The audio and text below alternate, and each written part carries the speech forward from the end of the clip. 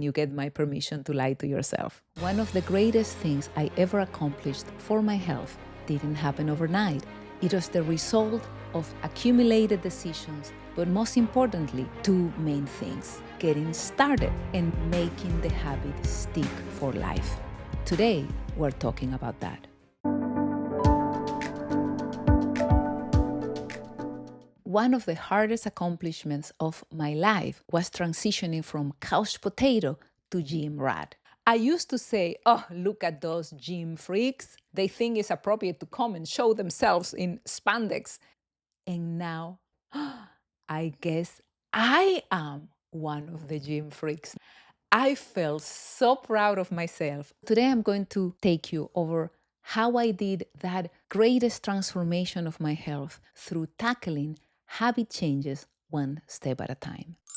Starting a new habit is always the hardest part. The hardest part always is breaking the inertia. Once you break the inertia and you get started, you can gain momentum and it's a lot easier to do the next step. Therefore, make it something that you can start with a minimal possible energy. The second hardest part is to sustain it. But guess what?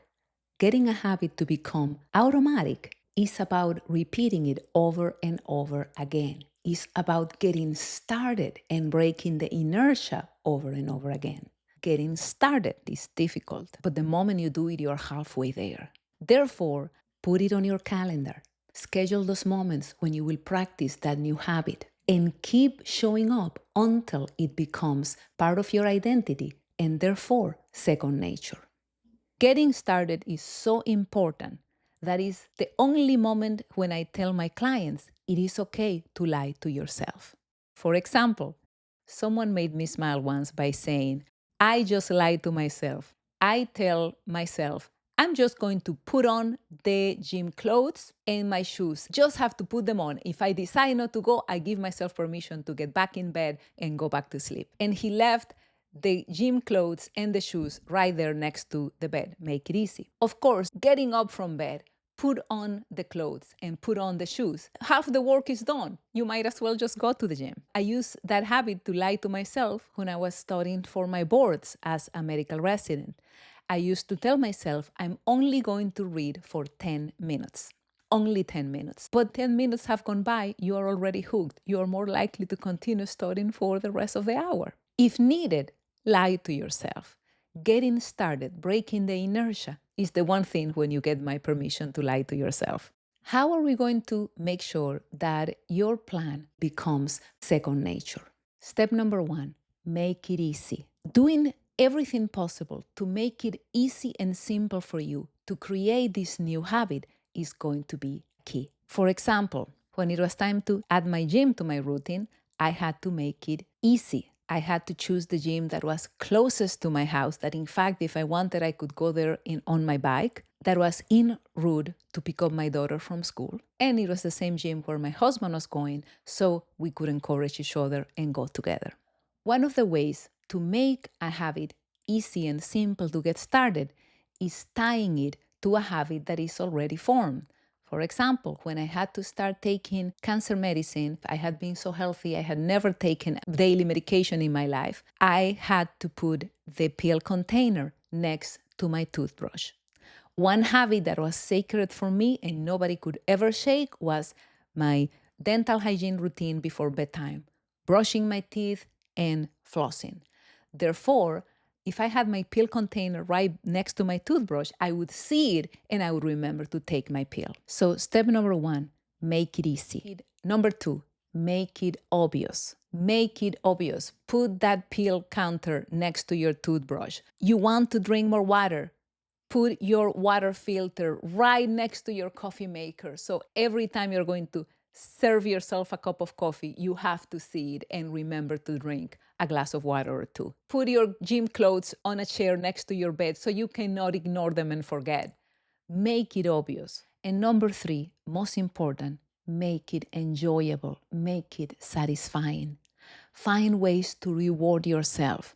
Find ways to make the process enjoyable and then give yourself a reward in the end.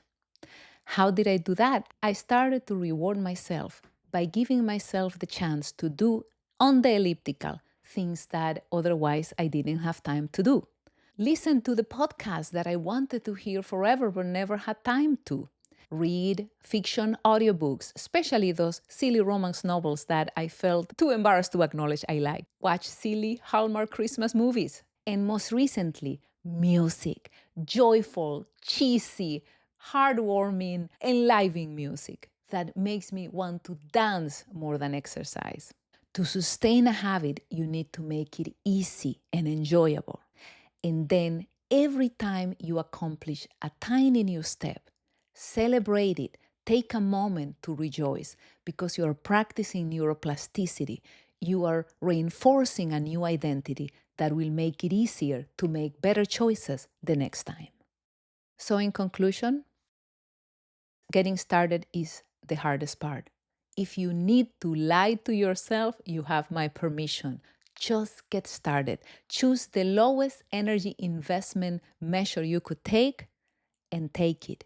And let the momentum carry you for the next one. Number 2, the second hardest part is to sustain the change.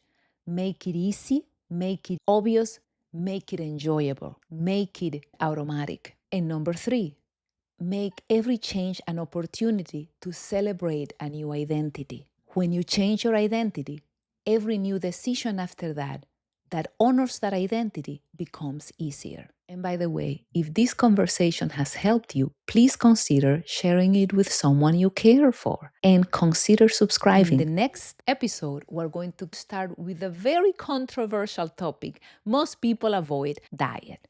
My cousin Maggie was a vegan, and my cousin Harry had just embraced the carnivore diet.